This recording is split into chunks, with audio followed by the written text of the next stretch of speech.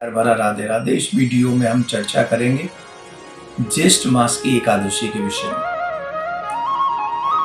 इस व्रत को करने से क्या लाभ मिलता है, कैसे करें, विशेष बात क्या है और पारायण का समय क्या है। आप ये समझ लें कि एकादशी का व्रत हम करेंगे 3 जून को और 4 जून को पारायण होगा। पारायण का समय मैं आपको बाद में बताता हूं वीडियो के एंड में।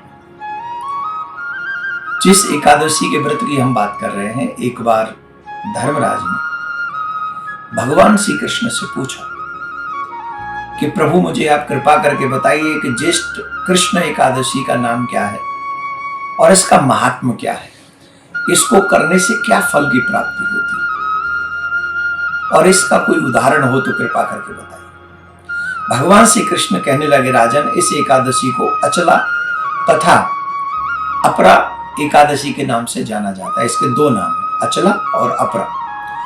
इन दोनों नामों से जाना जाता है। पुराणों के अनुसार ज्येष्ठ कृष्ण पक्ष की एकादशी अपरा एकादशी है, क्योंकि यह अपार धन देने वाली है। जो मनुष्य इस व्रत को करते हैं वे संसार में लोक ख्याति को प्राप्त करते हैं। इस दिन भगवान त्रिविक्रम की पूजा करनी चाहिए।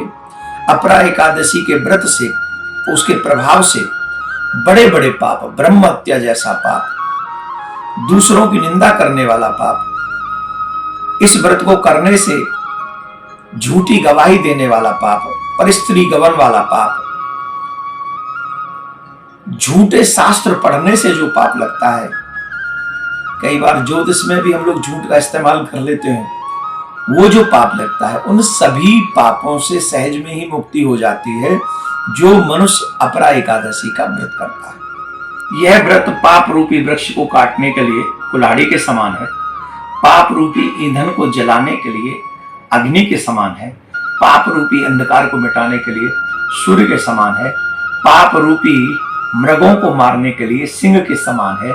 अतः मनुष्य को जो इन्हें, क्योंकि ऑलमोस्ट सबको ये पता होता है कि हमने पाप किए हैं, तो जिन लोगों ने पाप किए हैं, जो पाप से डरते हैं, उन लोगों को सभी को अपरा एकादशी का व्रत करना चाहिए।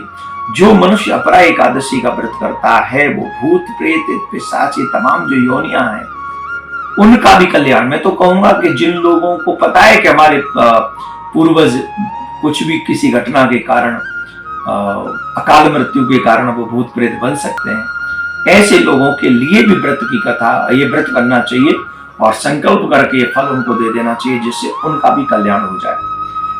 जो लोग अपरा एकादशी का व्रत करते हैं उन लोगों को पुराणों में ऐसा कहा गया है कि सभी पापों से मुक्त होकर वो भगवान विष्णु के लोक के लिए प्रस्थान करते हैं। इसकी एक बहुत प्रचलित कथा के अनुसार प्राचीन काल में महिध्वज नाम का एक धर्मात्मा राजा था, जिसका एक छोटा भाई था, वह था वज्रध्वज, और वो बहुत क्रूर स्वभाव वाला था, बहुत दुष्ट प्रवृत्ति का था। वो इतना दुष्ट प्रवृत्ति का था कि वो अपने भाई से ईर्ष्या करता था। वो कहता था कि राजा तो मुझे बनना चाहिए था, मतलब उसके मन में द्वेष था। तो एक दिन उसने सोए हुए अपने बड़े भाई को समाप्त कर दिया और उसे मारकर एक जंगल में पीपल के पेड़ के नीचे गाड़ दिया। पीपल के पेड़ के नीचे उसको गाड़ दिया। वो गड़ गया उसमें, तो वो चूंकि अकाल मृत्यु हुई थी उस राजा की, महिध्वज की, तो अकाल मृत्यु के कारण उसे प्रेत बनना पड़ा। वो वहां अकाल मृत्यु जब हो गई तो प्रेतात्मा के रूप में उसी पीपल पर वो रहने लगा और आने जाने वाले लोगों को वो डराने धमकाने लगा। आदि आदि क्रियाएं ऐसी होने लगी। तो एक बार वहां से अचानक धौम्य नामक ऋषि, बड़े तपस्वी ऋषि थे, वो जब वहां से निकले तो उन प्रेत ने फिर उनके साथ वही व्यवहार किया। तो ऋषि तो बड़े समझदार थे, पहुंचे हुए थे, तो वो समझ गए कि कुछ गड़बड़ है, तो वो सारा ध्यान लगाया तो समझ गए। तो उन्होंने स्वयं से ही उस प्रेत आत्मा के कल्याण के लिए ये अपरा एकादशी का व्रत किया और अपरा एकादशी का व्रत करके संकल्प करके उस प्रेत के लिए समर्पित कर दिया। इतना होते ही उसकी प्रेत योनि से मुक्ति हो गई और वह ऋषि को धन्यवाद देता हुआ दिव्य देह धारण करके पुष्पक विमान में बैठकर भगवान नारायण के धाम के लिए प्रस्थान किया। हे राजन, यह परा एकादशी का कथा मैंने तुमसे लोकहित के लिए कही है। जो लोग भी इस कथा को सुनेंगे उन्हें बहुत बड़ा पुण्य, बहुत बड़ा लाभ, उन मनुष्यों के सभी पापों की मुक्ति भी हो जाएगी इस कथा को सुनने मात्र से। विष्णु पुराण के अनुसार एकादशी व्रत रखने में जो भी इस व्रत को रखते हैं उन्हें ब्रह्म हत्या, झूठ, निंदा इत्यादि जैसे बड़े बड़े पाप जो हैं वो एक क्षण में ही नष्ट हो जाते हैं। इसलिए हमें इस दिन भगवान विष्णु का लक्ष्मी जी के साथ में पूजन करना चाहिए। पूजन करने के बाद में दीप दान करना चाहिए। तुलसी माँ को 11 परिक्रमा करनी चाहिए, वहां भी दीप दान करना चाहिए। इसका बहुत बहुत बड़ा महात्मा है। और मैं बता देता हूं कि सूर्योदय होगा 5:15 पे 4 तारीख को, 4 जून को। और पारायण कर सकते हैं आप 4 जून को 5:16 से 8:40 तक आप पारायण कर सकते हैं।